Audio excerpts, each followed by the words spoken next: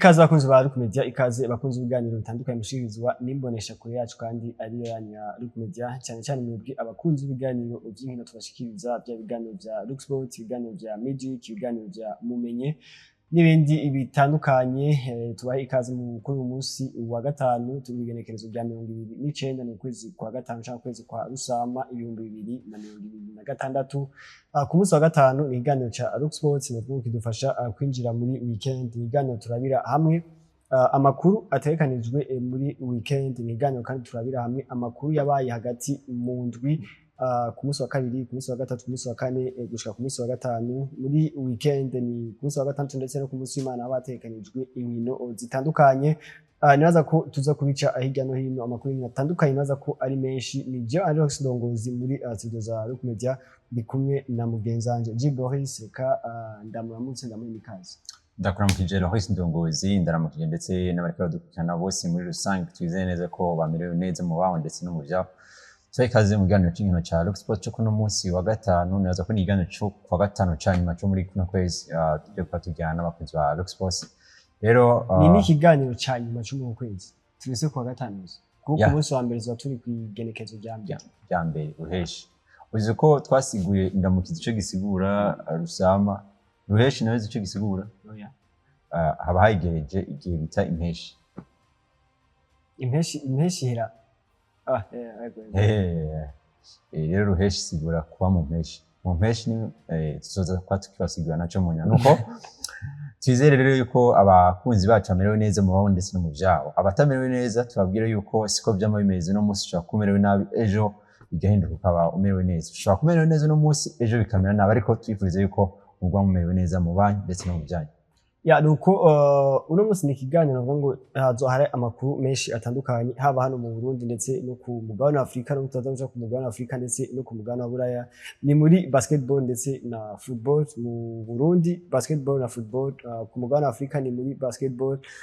Saison 6 igeze muri final, twamaze kumenya imigwi ibiri ije gukina final. Ku mugabane wa Buraya ni UEFA Champions League izoba iri mu rukino rwa nyuma final ku munsi w'ejo wa gatandatu. Naza ko hazoba kirikare cyane igihe cy'isaha 12 z'umugoroba. Urabona ko ni final di Champions League twatumenyereye amasaha ya saa 3 saa 2:45, no musazo w'igihe cy'isaha 12 z'umugoroba. Muri ku mugabane wa Buraya cyangwa ku mugabane wa Amerika ni NBA nabo nyine bariko baregereza muri final. Nivuga ngo equipe imwe izokina final NBA zaramaze kumenyekana, New York Knicks no turindiriye hagati ya San Antonio Spurs ndetse n'umugwa Oklahoma City Thunder. Bageze ku rukino rw'indwi, bagiye kwinjira mu rukino rw'indwi. Hano mu Burundi ni muri football, intamba mu rugamba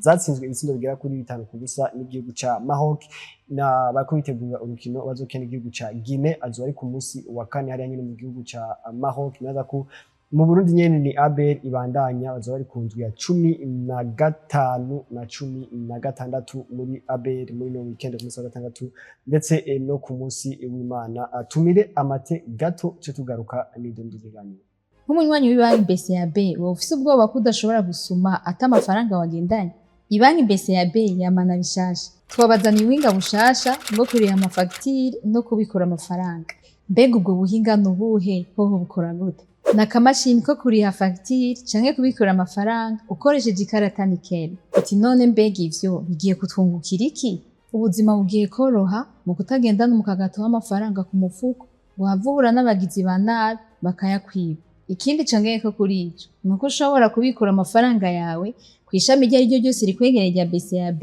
utirura ruhishwa no gutonda umurongo ngo havushikirwa warushe. Ibanki BCAB kumwe namwe aho muri hose. Shika mu iterambere na BCAB.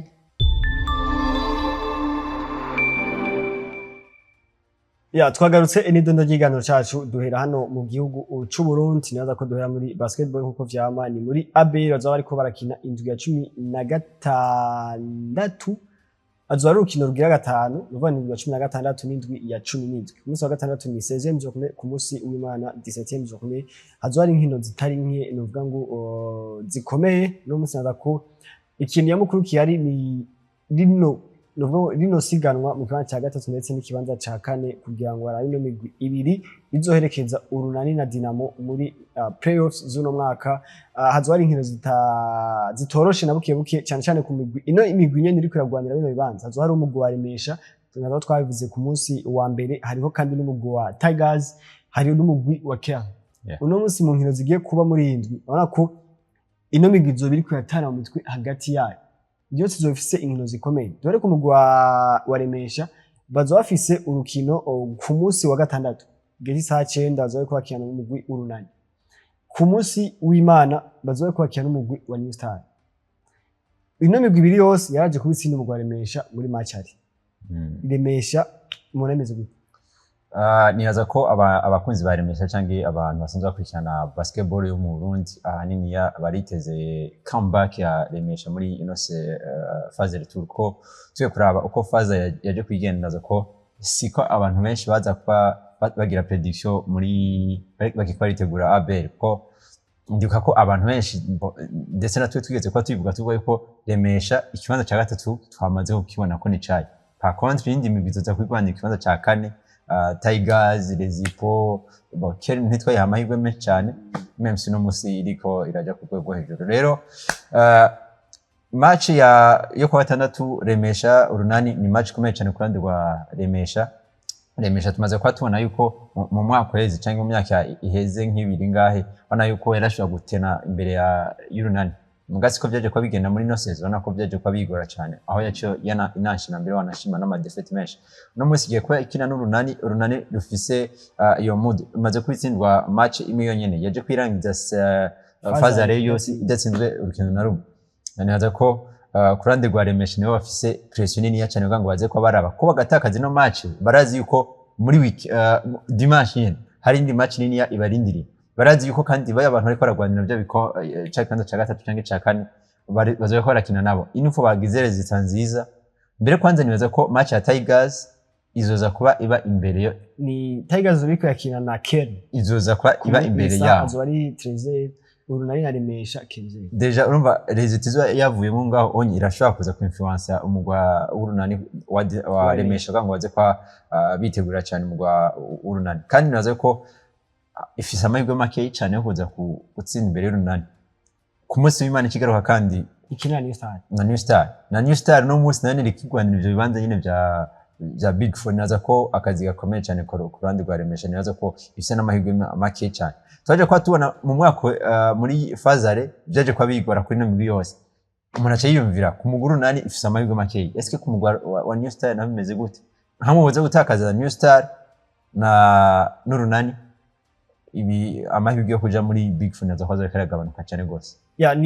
Nibaza ko mu migwi yabaye surprise muri Fazare, bon twaravuze Care yabaye surprise nini cyane. Mugabo New Star naza ko ntawe ishira kuranda. New Star yaje kuba iri surprise komeye. Twabonye yashira match itsinda Tigers iza gutsinda Remesha kuri difference y'amanota atari make. Nibaza ko rero ni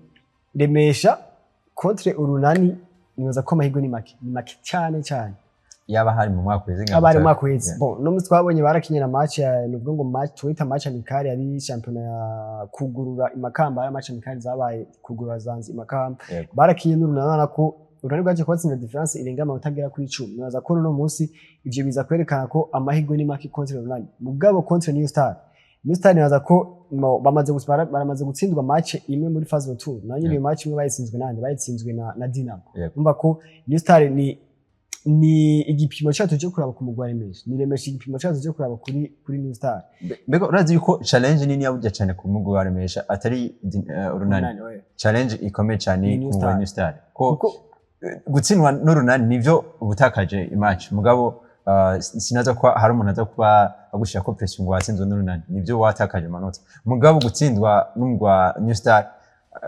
ngabo turazi ibintu bya special one. Jose Mourinho avuga ati ushaka gutwara igikombe utsinda nyine babantu muri ko muragwanira cyo ikombe. Mugabo uno musi bone nivyo ni muri basketball, uno musi ari kagwana nyine no New Star, kandi New Star turana ko nayo iri kuri niveau hejuru. Twavuze ko twaravuze Kenya cyane, mugabo nibaza ko na New Star muri no season je kuba yerekana ibitangazo bikomeye cyane. Challenge nini cyane ku ruhande rwa Remesha muri no weekend turashaka kuyarura kuri New Star kuko utsinzwe n'Urunani uvuga ati ntacu n'abatugo turagwanira kine kabaza cya gatatu cyakanye. Amahirwe menshi cyane yo gutakaza ku muguru. Neza ko challenge ikomeye ni gutsinda New Star, ni gutsinda New Star kugira ngo babandanye bizera Tigers hamwe yotsindwa isinkino zibiri zikomeye. Nibaza ko tuja kuri Tigers bafite inkino ku munsi wa gatandatu bazabe kumwe na Kerne, bazoba bari kumwe na Dinamo ku munsi w'Imana. Kerne twarabonye ko si equipe novuga ngo iri imbatable, twarabonye ku munsi w'Imana yaratsinzwe n'umugwi wa Remesha. Nibaza ko byarerekanye ko irashobora gutsindwa, irashobora gutakaza amanota contre n'importe quelle équipe. Nibaza ko no munsi ni kuko ni Remesha yaje kubatsinda ku munsi wa gatandatu nayo yatsinzwe na Tigers. Umva ko byose birashoboka. Ni rotation no muri Ni rotation kuyanyi Tigers inkino zibiri contre Kerne contre Dinamo. Kerne ni tugeza fazari twavuga ati nkamwe yoza kwibandanya kuri no niveau ikibanza ca gatatu ni garanti. Mugabo no munsi peut-être tutatangira amakinga nubwo tutofatira kuri match imwe yonyine baje kubatakaza. Baje gukina na Tigers. Tigers twabonye ko yamaze kuja muri mood no munsi naza ko iriko yitwara neza cyane. Nitwoza kwa dufata yuko peut-être nitwoza kwa tudefinisa Kerne kujya match ya Remesha baje kubatakaza. Oya mugariho kandi byoza no kwa bidufasha kwinjira muri runo rukino. Eske nimba ratsinzwe na Remesha, Remesha yaje kwitakaza kuri Tigers, no munsi Tigers nije kwa ibera na Kerne. Techniquement par là, tujaba yuko Tigers ishobora gutsinda Kerne. Dufatiye kuri rotation tuja kwa tubamo. Mugabo nitwoza kwa dufatira kuri ivyo bintu kuko Kerne nibyo yaratsinzwe na Remesha. Nitwoza kwa dufatira kuri iyo match yonyene. Ahubwo dufatire kuri kuno kuntu tuvuga yuko Tigers nayo ashaka gukonfirma yuko kuko tutoza kwa tuvuga yuko nayo Tigers ishobora gufata ikibanza ca 4 canke ca 3 ikumva yuko iri mu mutekano kuko ni itakaje kuri no rukino itsinze zino match zose ifise nubwo nibaza ko bigoye cyane. Zino match zose ifise muri weekend iraza kwigize confirmation ikomeye cyane. Twibuke neza ko zino match yaje kwizitakaza mu buryo bukurikirana muri fazari zabaye zine zikurikirana ikaza kwizitsinda muri ino phase retour. Ni confirmation direct yo kuja muri Big Four. Nibaza ko Tigers yoza turi kuri na Dinamo kuko uno munsi bakina ku munsi wa gatandatu bazoba ko barakina n'umugwi wa Kerne, ku munsi w'Imana bazoba ko barakina n'umugwi wa Dinamo, ku munsi wa gatandatu twikiye bazoba ko bakina na New Star, ku munsi w'Imana baca bakina n'Urunani. Umva ko ni match zine kabisa rero izi zine nibaza ko Tigers yoza igatsinda mu match zibiri, igatsinda Kerne igatsinda na New Star. Nibaza ko biri kuragira amahirwe agera kuri 95. Peut-être 95 dufate 90 kuko irazigaje match zingahe za nyuma bazoba ko barakina na Rezipo na Gymkhana. Si match bavuga ngo bazotsinda zoroshe bo bashaka kujamo surprise mugabo batsinze izi zibiri muri izi zine zikurikira kuko wabivuze muri match hari batsinzwe zose zikurikira botsinda Kerne canke New Star. Nibaza ko amahirwe kuri Tigers bahari. Nibaza ko akazi gakomeye cyane nivyo ntiyo kwifokasinga cyane kuri Dinamo, ntiyo kwifokasinga cyane kuri Urunani. Même si nazo natari match uvuga ngo sinza kuzitegura ugenda uzi kuza gutsinda. Turazi ko nivyo niyo Urunani niyo Dinamo nazo si ama equipe si za Tigers si Oklahoma turavuga na ama equipe nashaka gutakaza. Rero nazo yuko Tigers akazi gakomeye cyane fise situmuri no weekend nikuza kwifokasinga kuri no match ya Kerne kandi Kerne kaza kwitakaza buriya kuri Tigers buriya nayo namahirwe zo ikaragabanuka cyane kuko izo za kwirangiriza kuri match zikomeye zibiri Urunani na Dinamo nuvuga ngo igatakaza kuri Tigers peut-être ashobora no gutakaza kundi mugwi hagira cyane New Star ntibarakina match retour numva yuko Kerne igatakaza kuri no match nayo namahirwe buriya bazoba basa no kuba ikorasha kuyipusa muri kuko uno musi ufise defete zitatu yo takaza kuri Tigers ikigira defete zimwe yo zigatakaza match zibiri za nyuma continue na Dinamo ikigira defete zitandatu. Probability kuri New Star niyaza ko sinini yako Kerne yo takaza mugabo birashobora gutakaza. Numva ko hamwe botsindwa ni Tigers naho nyene niyaza ko baca kuri pression ni gose ko ziriya match za nyuma barashaka kuzifata bo nyene bwabo indani mu squad ndetse ko bashaka kuzifata nka defete. Même si zidashaka kwa defete indani iwabo barashaka kuzifata nka defete mu gihe boza ko batakaza zino zindi biraza ko biriko barabongereza amahirwe menshi cyane kuva muri Big Four. Kandi uko ndiko ndabibona ko ni match ziza umenga ni circle ni rotation iri kirazunguruka ukuntu biraza kuba bisaba yuko match utsinda match après match ko ugatsindwa ino match iyindi naho muri ko muragwanira Big Four iraza kurikira iratsinda indi match ko musabize kuba bigukura muri ya Big Four. Nuko nibaza ko nizi nkino zizo zikomeye hazo hari nkino nyinshi kujya nyene bisanzwe muga izi nkino nibaza ko nizo zizobonekamo ikintu gishobora guhindura ikintu kuri classement gishobora no guhindura ikintu muri fin de saison ya ABS. Nibaza ko muri basketball tugarukiza hano tukazogaruka ku munsi wa mbere turaba ingene abizuba vyagenze duce muri football imbere ko twerekeza ku mugabane wa Afrika. Muri football ni ntamba mu rugamba twa twazivuze ko ku munsi wa mbere bafise urukino n'igihugu ca Maroc ko ni Maroc yaje kubatsinda ibitsindo bigera kuri 5-0 byose vyaje kuba vyinjira mu gice ca kabiri. Ibintu twamenyeye ku ntamba mu rugamba hakiri kuri Etienne Ndayiragije bavuga ngo intamba zakinye neza ngo mugambe muri cya kabiri ngo byace neza ko nivyo vyaje kuba bisubira baje kuba batsinda ibitsindo 5 muri deuxième kandi nta bamenyesha makuru bariyo kuri tele ntushobora kumenya ivyo muga biravugwa ko ari Maroc yagiye kwarinya equipe yabo equipe B kuko ni Maroc yaje gukina rya rukino coach wabo ataratangaza liste definitive ya Coupe du Monde azokoresha muri Coupe du Monde bako hari abakinyi benshi batari muri rya rukino intamba mu rugamba ziza gutsinda ibitsindo 5 gusa. Est-ce que devoir afise ntiyo birandanje nimba ibivugwa ari byo ko yatsinze ibitsindo 5-0 na equipe B ya Maroc muga turazi yuko equipe B zikunda gukora intamba mu rugamba cyane aya makuru dusatira na B yayo irayikarira nibaza ko si sinye nziza nivyo ntitwafatira ngo baje kwatsindwa iyo 5B kuko 5-0 ko niyo equipe B turavuga turazi yuko generation zose ziri muri Maroc no munsi tuvugana sinzi no mu bakenyezi petete zose na ma equipe meza uhereye hasi gushika hejuru no musaje kuba bikarifya muri finale ya CAN U17 U17 ya gihugu ca Tanzania sinzi ko Tanzania ishika muri finale ya CAN U17 erega abana natwe mu bana ari gusanga turadomina nibaza ko nivyo ntitwafatira kuri ivyo byonyene mugabo nibaza ko Maroc gutsinda Burundi nivyo 5-0 ni kandi zose score ikabaje ko iyo score ikabaje ko iboneka muri deuxième mi-temps menga rimwe akantu kashemu ko mugabo nibaza yuko gutsindwa 5-0 na equipe ya Maroc ni sawa ahubwo par contre nivyo turacasigaje urundi rukino rwa Guinée Equatoriale bazoza kwakinira nyene muri Maroc nibaza ko hamwe za kwatakaza zino match akazitakaza muri buno buryo ntugire ngo ntitwagira amakenga buri nibaza ko devoir irashobora kuri irikiraja muri danger ikomeye cyane ko gutsindwa 5-0 Maroc gatsindwa peut-être 3-0 na Guinée uriko witegura ya CAN uvuga yuko vyanka bikunda yagwa ya ategerezwa kuja muri CAN 2027 bizobikorerwa cyane. Banaza ko haje kwa impinduka nyinshi muri iyo equipe nationale hari abakinyi baje kwa badeclara forfait abandi baza mu nyuma hari abatashoboye gushika ku rukino rwa Maroc bazoza gukina ku rukino rwa Guinée Equatoriale. Nibaza ko urukino rwa Maroc tugwihoze turashaka kuza kwevariwa ino equipe nationale kuri urukino rwa Guinée Equatoriale abakinyi batari bake bazo baje nibaza ko na Ndayishimiye Yusufu bazo bahari no musi ni match ariko barategura uko kuva batsinzwe match ya Maroc hari ku munsi wa kabiri bariko barategura gushika ku munsi wa kane bakina Guinée Equatoriale numva ko urukino bariko barategura mu makondisiyo meza bari kumwe ari benshi ku rukino rwa Guinée Equatoriale turashaka kuvuga ati Patrick Sangwa ugatsindwa n'iyi equipe bivanye n'ingene gutsinze turabona ko bizogwana ko uva imbere ya Zambia uva imbere ya Algeria uva imbere ya Togo muri eliminatoire za CAN nibaza ko urazi yuko sinze hana naje kwa ndayibona urazi ko abantu benshi bahamahirwe apana barundi abantu benshi bo muri Togo bo muri Zambia meme na Algeria bariko barahamahirwe menshi cyane mu Burundi sinzi ngango ni kugango baduma amaso peut-être mugabo nibaza ko nivyo izi tuko turaraba kuntu ziri classe Burundi nibwo buri hasi mugabo ni equipe ishobora gutanga surprise muri zino CAN rero abantu benshi bo muri bino bihugu bariko barahamahirwe cyane Burundi sije tuza kwa dufatirako nibaza ko icambere dukwiye gufatirako zino match ugene match nubwo ari match za kivandimwe ni match ziri crucial cyane kwitegurwa rya CAN 2027 ko bakaza kuba zitakaza muri buno buryo nyine baje kwatakaza kuri Maroc ni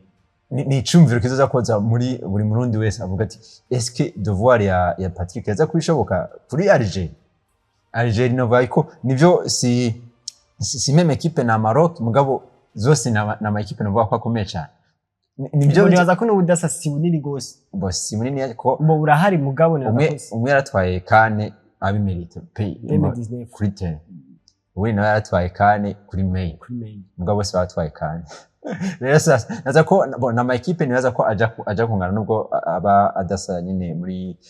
ku papuro ariko naza ko nimba watakaje kuri Maroc gatakaza muri buno buryo nivyo hariho insigo zisha gutangwa no mumenyeza canke wundi muntu ari wese naza ko gutegura zino nkino byari ibintu bikomeye cyane kuko ngo tuze kuba dutanga icizere gikomeye cyane ku Barundi ndetse n'abarundi kazi biteze Uburundi muri CAN 2027. nuko ni amakuru ko avugwa mu ntamba mu rugamba ni nkuru nuko twaje kuba tubona witwa Saido Berahino nibaza ko umwe mu barejande bakomeye b'intamba mu rugamba yaje kuba atangura kariyeri yo kuba umumenyereza uno musari ari muri equipe iriko yategurana urukino rwa Guinea Equatorial muri Maroc nibaza ko gukina neza ko bica bigaragara ko yaje kuba bihagarika ntiyahagaritse muri mu buryo buri officiel nibaza ko yaje kwagira kariyeri yiwe yarabaye komplike ukuntu yigeze ko ari umwe mu bakinyi bameze neza cyane muri mu gihugu cy'Ubwongereza yarabaye umukinnyi akomeye cyane mu gihugu ca Belgique hajya handi hantu yigeze ahantu yaje kwa abafise menga niveau iri hejuru cyane muri Angleterre na nyene muri West Bromwich Albion muri Stoke City ntibyari imeze neza yaje kwasanga abandi bakinyi nibuka ko ico gihe yaje hari abitwa ba Arnautovic hariyo Jesse Rodriguez avuye muri Madrid umva ko byaje ko bigenda neza byaragoranye niraza yuko bazi ko habuze gatunga je muri Tottenham Hotspur kuko ico gihe yari mu babitere bangahe bambe ico gihe yari mu konkira wa Kun Aguero na Harry Kane no muri kwa yarakiniye equipe nationale de Three Lions yarayikiniye rero haragera igihe yicarika ku gatebe no munsi umwe mu bakinyi ntayiga yezona uvuga ku mugabane wa Burayi rero naze ko kariyeri iyo yarabaye compliqué cyane ku kuntu yazarava ngaha jariya hari igihe wasanga atagize na shwa nziza hari igihe usanga muri football kora shwa kabisa ugasanga ni shwa mbi cyane rero naze yuko nimba no munsi atanguye kariyeri ya nuze yo kwantrena kumantrene birashaka kumuviramo turamaze kubona abakinyi benshi byaje kuba byabo n'umunsi razimora inyo yari yafashe retraite akiri umujene nta n'umuntu azi izina rya Mourinho n'umujene mugabo the special one nuko nuko ni nayo makuru yakora avugwa hano mu Burundi muri basketball ndetse no mu ntamba mu rugamba dusubire tumire amate gato cyo tugaruka twerekeze muri basketball Africa League bar saison 6 bar 2026 ni mu gisagara ca Kigali mu gihugu cy'u Rwanda hamaze kwamenyekana imigwi ibiri igiye gushika muri finale nk'umunywanyi w'ibanki BCAB wowe ufise ubwoba ko udashobora gusuma ata amafaranga wagendanye ibanki BCAB yamana bishasha twabazaniye ubuhinga bushasha bwo kurira amafagitire no kubikora amafaranga mbega ubwo buhinga nubuhe hoho bukora gute nakamashini ko kuriha fagitire canke kubikora amafaranga ukoresheje ikarata nikeli ati none mbega ivyo bigiye kutwungukira iki ubuzima bugiye koroha mu kutagendana umukagato w'amafaranga ku mufuko wavura n'abagizi ba nabi bakayakwiba ikindi congeye ko kuri ico nuko ushobora kubikura amafaranga yawe kwishami rya ryo ryose rikwegereye rya BCAB utirura ruhishwa no gutonda umurongo ngo havushikirwa warushe ibanki BCAB kumwe namwe aho muri hose shika mu iterambere na BCAB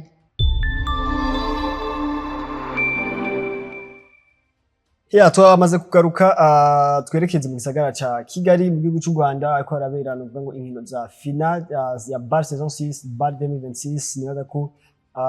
hariko haraba inkino ziryoshe naza ko maze kikana kuri Canal Plus ku mabaya mayiki ya YouTube ubona ko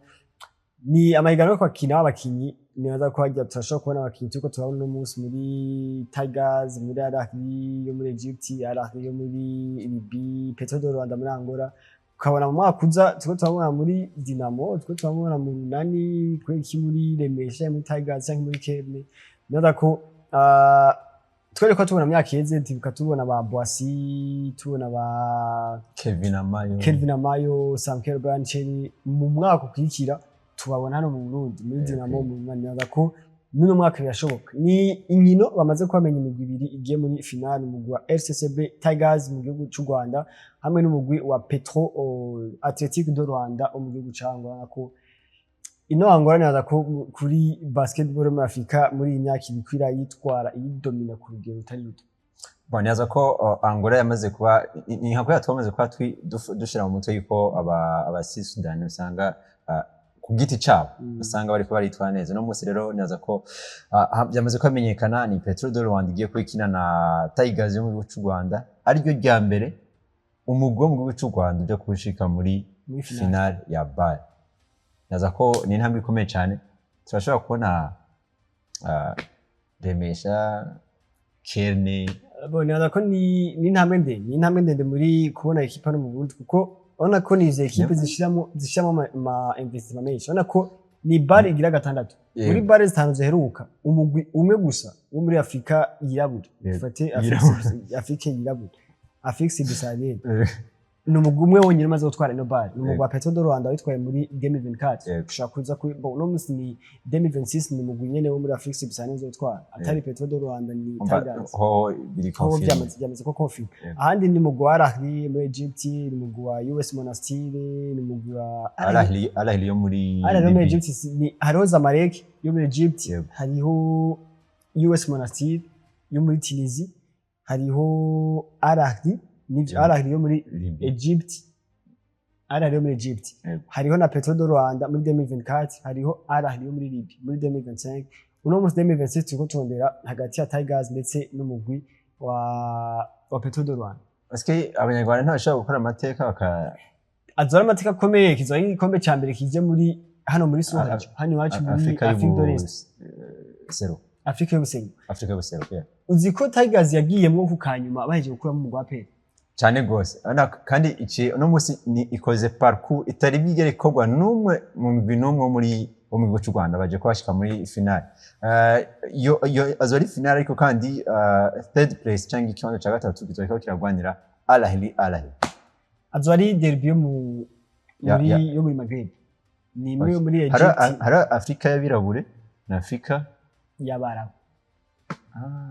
abazungu Afrika y'abarabu teromeye kabisa. umva ko ni Al Ahly yo muri Egypt Al Ahly yo muri muri Libya. iku kibanza Cya gatatu gatatu. hari ikibazo wari wabagize uvuze ngo eske tuzohora umunsi umwe remesha nde bariko batwara ikintu nibaza ko ico sico cambere cyo kwihuta kuko si etape upfa gusimba rimwe ngo Hari izindi etape ahubwo zikomeye hariho cyane. ahubwo ikibazo kimwe umuntu yokibaza eske tuzobona igihe kimwe hari umukinnyi w'umurundi ariko ageze kuri the stage ageze muri finale ya bar ageze muri demi finale ya bar kuko nibaza ko umukinnyi w'umurundi amaze guhamagarwa kuja gufasha iyindi club adasanzwe akinira ni Gibert wenyine. hari ni muri mwaka nyine hari muri Elite 16 mu mugwa 2025. hari ni bare nyene iyi Yego. mugabo bari makiri muri phase ya Elite 16 Yego. yari mu gihugu ca New Generation muri Yego. Congo muri RDC niyo mukinnyi yaje kuba bahamagara uvuga ati ahamagara nk'umurundi adakiniwe bamuhamagaye Nk'umuetranje. nk'umuetranje Nk'umesene. umva hagiye guhamagara ubugiye kokipa place y'umuetranje yojanyemo uwundi Kandi barinze ijya place ari place ikomeye cyane kugira ngo barinde bakuzana nk'umuetranje ni ukuvuga ko baba bakwizeye kuza kubafasha ikintu gikomeye cyane. Antwe ntibashaka kuzana bazi yuko uzojya bench. Ko place z'abaetranje ziba ziharuye rero nibaza yuko Gibert niwe amaze gukora aho gahigo gakomeye cyane ngaha mu Burundi kuja guserukira Uburundi akagenda nk'umukinnyi w'umurundi mbwa agiye guserukira equipe yo hanze. Nibaza yuko rero nimba tuvuga yuko remesha canke Ken tuzoyizibona umunsi umwe kuko apana n'abakinnyi b'abarundi tuzobona imbere ko tuzobona equipe yose igenda foko tubaza tukabona umukinnyi umwe urazi igituma birashoboka yuko tutangura kubona equipe yose igenda gusumba kubona umukinnyi umwe agenda kubera yuko uko tuvuga ni equipe nyene si umukinnyi umwe tuzuba turakontakwa barashobora kuzana papa uwo munyamahanga umwe canke babiri ugasanga nibo ari vy'ukuri igiti gifashe cyane inkingi y'umugwi wose ugasanga barashitse ntitwavuga finale kabisa tumenya tuba turengera ngo biragoye hano mu Burundi biracagoye kubera amategeko yacavuye ko tubanza guca muri road to bar nama etape road to bar urengana road to bar je muri bar Elite 16 kugira ngo ushobore gushika muri bar ibyo byose kugira ngo tuzobikureho nuko tuzobanza gukina nyene tugaca kuri aba step yose ko aho bose bariko barakina no munsi nta numwe ataci ubutaci hari abahamuciri kugira ngo baze kwamucira inzira peut-être ko urunane cyangwa idina mu munsi umwe bazoca iyo nzira hama tukazoza kuba tubona ubundi mu weekend cyangwa pourquoi pas remesha ugasanga nabo baje ko barengana byoshe. Bonaza ko ni ibintu byo kwizera nibaza ko ni stage ya mbere ikomeye ya basketball ku mugabane wa Afrika niho ahantu hambere ushobora kwevaluate ati basketball muri iki gihugu imeze gute basketball kuri uyu mukinyi imeze gute nibaza ko u Rwanda hamwe boza iyo Tigers yatwaye kino gikombe baba bariko baratera iyindi ntambwe muri basketball basanzwe baramaze gutera nibaza ko na hano iwacu bavuga ngo ntabuye riri ku mutwe ntabuye riri ku mutwe nibaza ko byose birashoboka ni bavuga ngo trust the process ni buke. Yes, trust the process. Ibyo niryo jambo tuba dukwiye gukoresha tukipa turavuga yuko tuzobona equipe nga mu Burundi ija muri bar. Muri bar. Yeah. Nibaza ko byose birakunda, biragoye ariko birashoboka. Nuko tuve hano ku mugabane wa Afrika twerekeze ku mugabane wa Buraya tugaruke mu mupira w'amaguru hanze hariko haraba urukino rukomeye cyane muri finale ya UEFA Champions League. Ku munsi wa gatandatu hari i Budapest mu gihugu ca Hongrie igihe cy'isaha 18 igihe cy'isaha 12 igihe cy'isaha 12 Arsenal de Gunners na Paris Saint-Germain bazoye ko baratana mu mitwe bose ni Visit Rwanda bose ni bamwe ngo ni famille imwe ariko naza ko bijya bizoherera hariya nyene ni Arsenal igomba ikombe cyabo ca mbere muri UEFA Champions League ni finale igira kabiri baje gukina inyuma ya 2006 batsinda no mu FC Barcelona itsinda biri kuri kimwe Paris Saint-Germain deux finales consécutives bagomba n'igikombe ca kabiri bikwirikiranya uno munsi ni bimeze gute sinzi nibaza ko turashobora kutaririmba isi separe tukavuga not London forever. Arsenal ima mu nkino 24 heruka gukina muri UEFA Champions League ifisemo defete zibiri muga nta finale rimwe muri izo nkino 24 mugabo ahantu bikomere ni hehe muri izo defete zibiri mu nkino 24 defete zo defete uko ari zibiri zose yazikuye kuri Paris Saint-Germain mu mwaka uheze muri demi-finale match ari na match retour ko baje kwatsindwa match ari na match retour. Ntushobora kwibaza yuko ishobora kuba revanche ikomeye cyane ku ruhande rwa Arsenal. Yego irashobora ko turavye nivyo parcours ya Paris Saint-Germain yango twama tubizi imisi yose kuva ino forma ije yama irengana yana kabisa ngirango bita gute ku habuze gatunguze kubisezerewe ko yaraciye muri barrage mu mwaka weze yaciye muri barrage yaraciye muri barrage za kwitwara kino gikombe kandi mu bisanzwe umugwi waciye muri barrage menga wawaje ko witwara nabi mugabo ni muri za nkino z'ubwa mbere so tugeze muri ahantu hakomeye cyane muri finale ino bano bakinyi ba Arsenal cyo turavuga nibaza yuko abenshi haratwumva hana Jesus nazo kavuye muri nta finale yigeze akina cyane muga yakinye finale oya nerwo ashika muri finale yakinye amademi finale rero nibaza yuko squad yose ya Arsenal abakinyi baza kuba bagiye muri no finale benshi azori rya mbere nibaza ko ari bose finale ya Champions League tuka finale ya Champions League nibaza ko kwanza nta ubona aho ndagira amakenga ari Gabriel Jesus wenyine nibaza ko 100% nta numwe ari bwakine ino finale ku rundi ruhande rwa Paris Saint-Germain presque bose baramaze kubakina bumva ni mu mwaka weze squad ntihindutse yose havuyemo bakeye cyangwa ihonge muri bakeye nibaza ko bose barazi no Champions League aza kuri challenge ikomeye cyane ku ruhande rwa Mikel Arteta ariko ahantu nibaza yuko ku bwanje Mikel Arteta ashobora gutwara na Champions League buriya rega na pressure afise kuri ruhande rw'abafana cyangwa ku ruhande rw'uburongozi ko agatakaza na Champions League yaje kuba aronka ikintu ca mbere cyari kumuhangayikishije umutima ino Premier League byari kuza kuba bibi cyane yaza kuba aje gukina no match atatwaye Premier League mugabo ubunya arazi neza yaramaze kuba mu champion d'Angleterre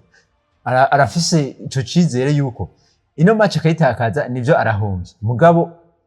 Arsenal wenga ntigeze yitwara afise abakinyi bose bakomeye Dennis Bergkamp ba Thierry Henry ba Patrice Evra bose babandi Patrick Vieira murano Patrick Vieira nibaza yuko kudatwaye na Champions League ntacu bizabitwara ahubwo biza kwa bimwongera ubushobozi bukomeye cyane muri equipe ya Arsenal muga ku rundi ruhande reason ni kena abasore bibiyo bamaze kubona ino Champions League wowe azo yarigira gatatu ndibaza ko muri Barcelona yaratwaye ari nayo baheruka rero nibaza yuko ku ruhande rwa Reason Enrique arafise experience nini cyane gusumba Mikel Arteta abakinyi bafise experience nini cyane gusumba Mikel Arteta kandi tunaravye na equipe yiwe yaje kwikura muri equipe ikomeye cyane yaje kwikura mu mugwa Bayern Munich anako Bayern Munich benshi bayamahirwe yuko izoza no kwitwara kino gikombe mugabo nivyo na Arsenal yagira hura n'imigwi imwe mugabo turavye ama equipe baje barakuranamo buriya Paris Saint-Germain yaje kwihura n'ibigatanye bikomeye cyane ko Arsenal menga ikirahura n'imigwi ikoma isanzwe rero naza yuko ku bwanje ni 50-50 mugabo ndavuga yuko nta pressure n'imwe iri kuri Mikel Arteta ashobora gutwara kino gikombe yani ejo naje ko mbona mu gisagara ca Paris mu mwaka kweze igihe batwara kino gikombe ama celebration yabaye menshi ari ibintu byaje kuba byononekara ejo mu maire de Paris yaje kuba aravuga ko baza ku mobiliza abajeje umutekano bagiye ku 22 mu gihugu cyo cy'Ubufaransa harimo ibihumbi 18 mengo mu gisagara ca Paris gusa yaje kwiyongera kandi kana avuga ati acaragira na programme ngene ku munsi w'Imana bazoza kuba bagira parade aba Paris bazanye ikombe cya Champions League nuvuga ngo wewe arisi imba afise confiance ijana kwijana ko igikombe Paris Saint-Germain iteza gukura Budapest. Bo birashoboka by'ukuri nibwo navuze ko ni 50-50 mugabo navuze yuko irafise akantu gato yisumije Arsenal yo Paris Saint-Germain turabona zo irafise akantu gato yisumije Arsenal nibaza ko bashaka guprofitiramo kuri ako kantu nyene ugasanga baragize mugabo abafaransa turazi ko n'abantu ba mbere bafise umuntu ndiko ndabinjira mugabo ndazi ko n'abantu ba mbere bakunda kuvuga bakunda mu mwaka weze cyaje gikombe ca kabiri cyonyene kimaze kuja mu gihugu cy'Ufaransa après Marseille ngo ya tutazi ni ryari no ni kera rero bari bishimye abakunzi ba Marseille sinzi ko uzi witwa Mohamed Eni ujya numwe mu bakunzi ba Marseille bakomeye cyane rero yarashavuye cyane kubona akantu bari basanzwe bafise niwe kantu ko nyene barabiyemera kuri Paris Saint-Germain karahavuye est-ce que byo bigenda gute urumva nabandi bafana bose ba Marseille mugo no musi bamaze kubona iyo nyenyeri kare babona inyenyeri imwe yonyine iserukira Ubufaransa ku mugabane wa Burayi mugo no musi yo Paris Saint-Germain isanzwe ifise nyenyeri naza ko nibyo byaje kwa biba mu mwaka weze sibyo ziza kwa no musi mugabo kuza kuvuga yuko bazaza kwa batwara kino gikombe uri maire naza ko ni kakano ka Faransa nyine ko kuza kwa bagira ikizere cyane gose no mu gihe ibintu tebera biraza kundi nuko azoba ari ku munsi w'ejo wa gatandatu igice isaha 12 naza ko rukira muzo muri kumwe kwikirana hano kuri Look Media turangirize muri NBA no munsi ni naho nyine bakoragira muri final amafinal y'ama conference yaraheze umugwa New York Knicks waje kuba umara gushikana amaguru abiri muri final baje ko batsinda sweep umugwa Cavaliers baje ko batsinda sweep muri tour précédent hose baje ko bashina match 10 sinzi ko ari 10 cyangwa 11 zikurikirana muri no serie ama final ama playoffs match zigiye kuri 11 baje ko bashika muri final ya conference batwara ino final ya conference ijya mbere kuva mu 1999 Mindi conference ni San Antonio Spurs iri kuyakina n'umugwa Oklahoma City Thunder ni uno musageze kuri 3-3 victoire 3 kuri Oklahoma victoire 3 kuri San Antonio uno musinaza ko ni Wemby ni Shai yamaze kubatahukana agashimwe ka MVP uno musasigaye urukino rumwe azoye ku munsi wa gatandatu naho ku munsi wa gatandatu azoba ama evenement ku mpande zose z'isi hose azoba ama evenement antukaza ari umusiri busy cyane nibaza ko ni game 7 Oklahoma San Antonio Spurs uno munsi sinzi hajya muri kugira ngo bashike hano aba San Antonio Spurs yarihejeje gukina nandi yarejeje gukina na team ya Anthony Edwards bayita Minnesota so none byaje kwa bigwana twaguma tubona umenga biraza kuba bihara byaje kuba ziba zine kuri zibiri mugarazi ko ari San Antonio Spurs yaje kuduga mu nyuma none umunsi anako umenga San Antonio Spurs twavuga ati Oklahoma igatsinda muri no match iraza nakwa byari kwa biheze byari kwa birangiye mugabo San Antonio yaje kubatsinda na yasinze difference ya 27 so uno munsi turashaka kuvuga yuko Ubufaransa nyuma yuko buriko buritegurira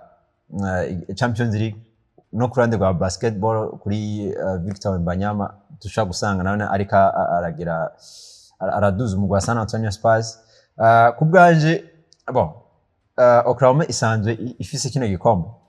mu mwaka weze no munsi turashaka kwiyumvira ati irashaka guprofita kandi tukaraba ikaza kuba iva imbere ya titre zibiri zikurikirana ikava imbere ya San Antonio Spurs turashaka kwiyumvira yuko ishobora no kurengana ku mugwa New York Knicks mugani yaza ko nitwoza kwa duha amahirwe menshi cyane no munsi umugwa Oklahoma ko ndavye ukuntu iri kirakina San Antonio Spurs nibaza yuko iri kirerekana yuko n'umwe kino gikombe cyane kandi ikava imbere ya Oklahoma ndisiri yuko imbere ya New York Knicks ishobora kuza kwitwara neza ni ikibazo nyine nagenda kwaze imbere ko turangiza uravye ino parcours ya Knicks yashenye match 11 ata defete nimwe irimo victoire 11 mu playoffs yose nako si ibintu biba byoroshe nazi ibyo ni kugira akantu kita stop na kano gakoroshe cyane nitwaza kwa dufatira kuri zino match zonyine baje ko bagira bon nivyo nibaza ko igize saison imeze neza cyane no musi New York Knicks mugabo San Antonio Spurs nayo nako turavye vyukuri parcours yayo yaje kubigira kuva mu ntango gushika no musa igeze nako yaje kubigira parcours iri spectaculaire nibaza ko turashaka kubona yuko nivyo bari finale ryoshe cyane ko turavye nayo New York Knicks ikiritwara yaje kwitwara neza turaba na San Antonio Spurs bon nubwo turayivuga ntituzi kwitoshika muri finale turashaka gusanga ari Oklahoma City turashaka gusanga ari Oklahoma City Thunder ije kwa ishika muri finale muganiraza ko kurande gwanje niko ndahamye gumesh cyane umuhugwi wa San Antonio Spurs yenaza yuko azo ari finale ryoshe cyane kurande gwa New York Knicks numwe azoza kwasohoka hagati ya Oklahoma ndetse na San Antonio Spurs nuko umva ko ni inkozo zimeze neza zo ku munsi wejo wa gatandatu nibaza ko ni mwijoro ryo kuwa gatanu rishira uwa gatandatu sinzi ko ari mu bucagucagu umva ko azoba inkino zidasanzwe hano mu Burundi twaciye basketball muri ABS muri intamba mu rugamba ziko zirategura urukino ku munsi wa kane hariya muri Marrakech mu gihugu ca Maroc ni Tigers izobiriko yakina final ku munsi w'Imana n'umugwi wa Petro de Rwanda mu gihugu cy'Ubwongereza Arsenal Paris Saint-Germain ejo igeshe saa 12 urukino rushobora kwikina hano kuri Aruk Media muri NBA ni Oklahoma City na San Antonio Spurs barindiye kuraba ninde agiye guhambya umugwi wa Knicks muri final nuko nibaza ko iganiro cyacu twokigarukiriza hano Boris ndagushimira Chris Nyongozi ndashimira ndetse n'abari baradukurikirana twifurize kumererwa neza mu bawo ndetse no mu byaho amagara amahoro ndetse n'amafaranga rero twifuriza murakoze nanjye ndabashimiye mwese mwafashe kano kanya mukadukurikirana ndashimiye n'abadufashije mu buhinga bw'ibyuma kugira ngo amajwi mushobore kuyumva ndetse mushobore kubona n'amasanamu mugire aho muba mubahwe naho utaha